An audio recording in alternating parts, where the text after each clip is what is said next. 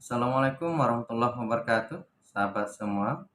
Berjumpa lagi di channel Zulhafiz, sahabat berbagi informasi. Pada kali ini saya ingin sharing terkait dengan cara mencari ide. Ada banyak cara. Satu di antara cara itu adalah melihat rekomendasi atau saran yang disampaikan oleh peneliti dahulu. Dalam skripsi misalnya, atau hasil penelitian lainnya, baik yang sifatnya tesis, disertasi maupun laporan penelitian sekalipun, pada bagian akhir ada satu bab atau satu subbahagian yang berbicara tentang saran atau rekomendasi untuk peneliti yang akan datang atau peneliti lanjutan.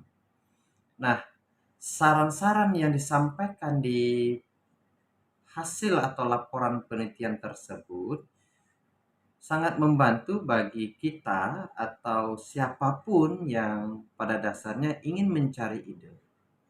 Jadi pada bahagian saran atau rekomendasi itu, para penulisnya itu memberikan semacam saran atau rekomendasi yang memungkinkan bisa dilaksanakan atau direlevansikan terhadap kegiatan yang telah mereka lakukan. Nah, konsep-konsep seperti ini cenderung pada penguatan riset terdahulu. Seperti halnya pada penelitian ini, ada penelitian dengan judul Strategi Membina Keaktifan Belajar Masa Daring di Kalangan Mahasiswa.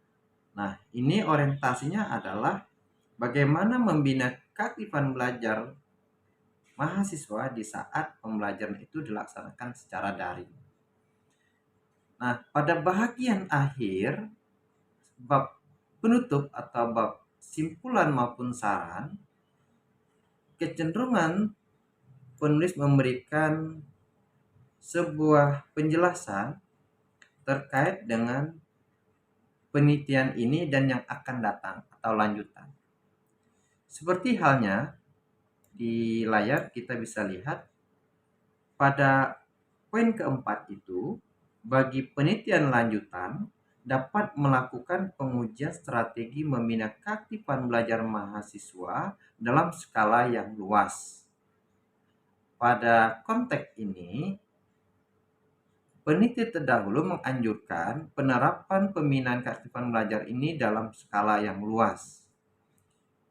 Demikian kita lihat lagi penjelasan lanjutannya dengan mengaitkan pada faktor-faktor lainnya seperti pengelolaan waktu belajar, manajemen belajar, dan sebagainya. Pada konteks ini, peneliti dahulu menganjurkan bahwa untuk melihat dan membina membina keaktifan belajar itu dapat saja dikait-kaitkan dengan pengelolaan waktu belajarnya maupun manajemen belajarnya. Saran yang diberikan peneliti terdahulu terkait hal yang seperti ini turut membantu kita mendapatkan inspirasi apa saja yang memungkinkan dikaji atau ditelaah. Demikian mungkin pada penelitian-penelitian lain bisa kita lihat. Tentu saja pada konteks ini ada hal yang perlu diperhatikan sebagai orang atau sahabat yang membutuhkan ide.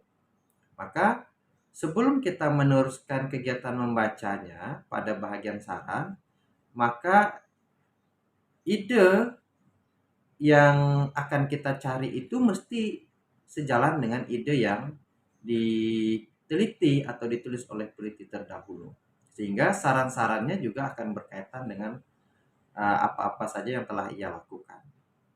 Misal, kalau memang sahabat semua ingin concern bidang pengajaran misalnya atau evaluasi atau bidang-bidang yang lain, maka sangat disarankan untuk melihat bahagian rekomendasi atau saran pada penelitian tersebut, hal-hal yang berkaitan dengan ide yang akan kita tekuni.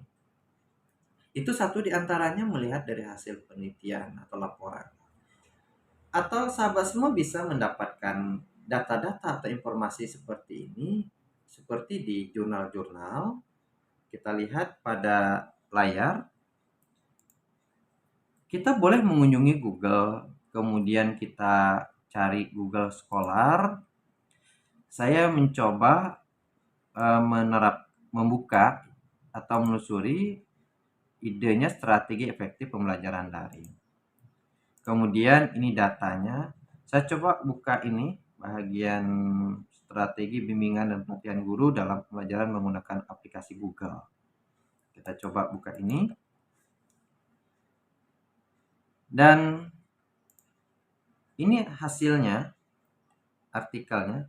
Kita bisa juga melihat di bagian simpulan. Pada bagian simpulan, ada hal yang mungkin saja kita renungkan. Di sini dikatakan bahwa pelaksanaan bimbingan dan pelatihan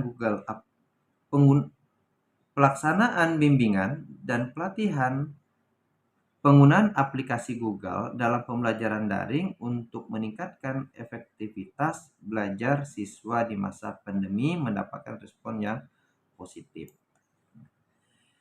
Kita boleh saja merenung terkait dengan hasil keputusan atau simpulan pada penelitian ini.